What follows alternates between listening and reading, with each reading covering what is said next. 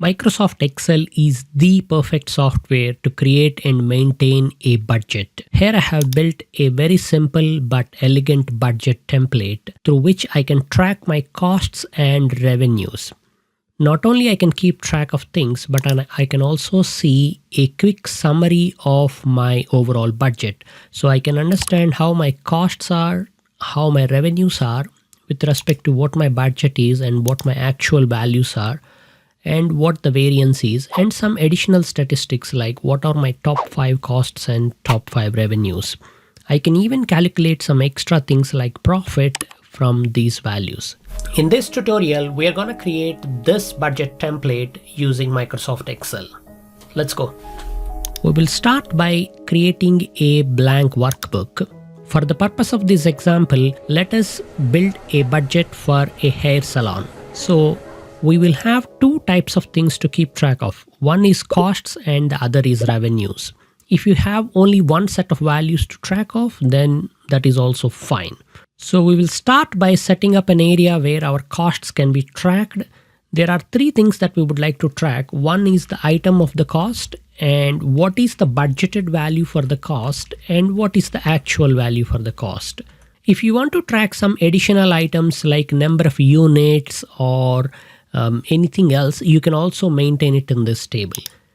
So for a typical hair salon, the costs could be wages, lease, equipment costs, maintenance, etc.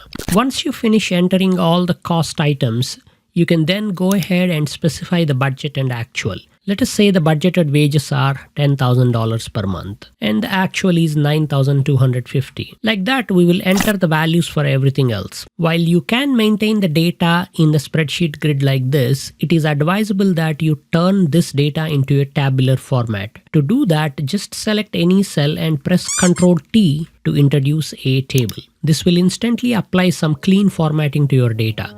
But more importantly, tables will allow us to write and deal with formulas without worrying about changes to our data.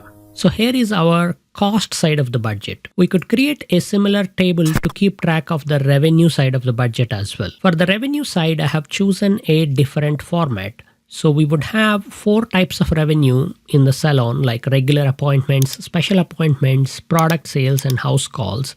And this is my budgeted values for that. The actual values will be calculated using a formula where we have the price per item and how many customers we actually helped or served in that month. And then this will be calculated by doing a price times number multiplication. Once you have both tables, you should give them names. Together, right? But just give me one name.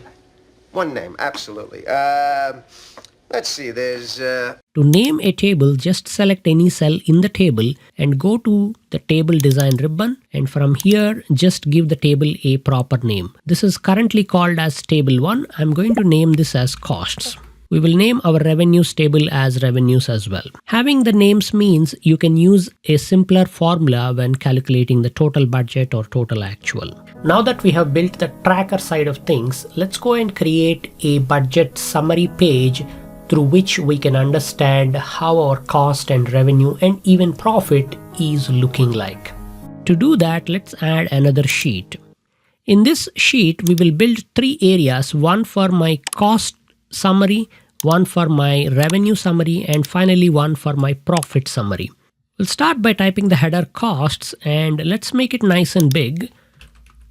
And then within the costs, I want to see what is my budget cost is and what is my actual cost. The total budget cost would be the sum of the budget column here. So to do that, we can use the sum formula, sum of my costs table budget column. Because we have given our table a name costs and the column name is budget, it is easy for us to write a formula like this.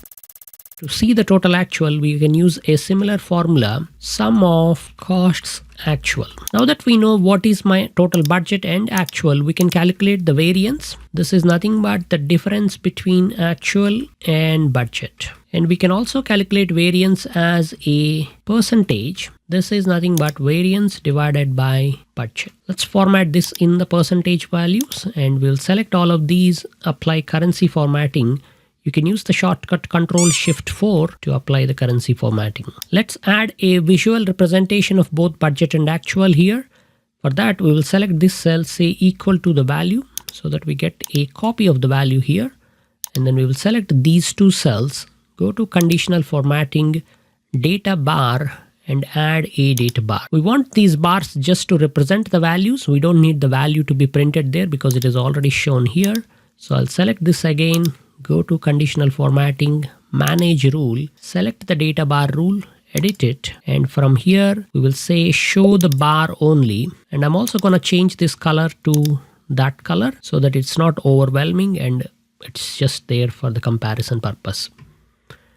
Click OK and OK. And you will get that. So here we can clearly see that budget is higher than actual when it comes to costs, which is kind of good for the business. You can create a similar section for revenue side as well.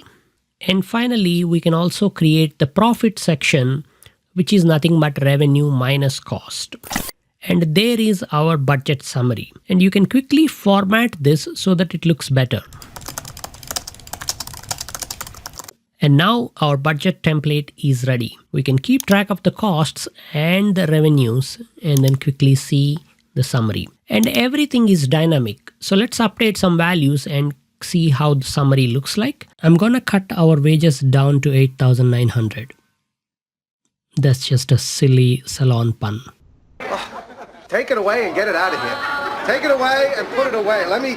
And we were able to increase our special appointment price to $90 and serve 110 customers. So after all of these changes, you will see that our graphs have all updated nicely and we are able to calculate things. You can add a few more bells and whistles like displaying the top 5 costs or top 5 revenues using some extra formulas if you want. And you can also spice up the whole template by introducing some icons for each section of the report so that it looks nice and good when it is shown on the screen. I hope you found all of this helpful.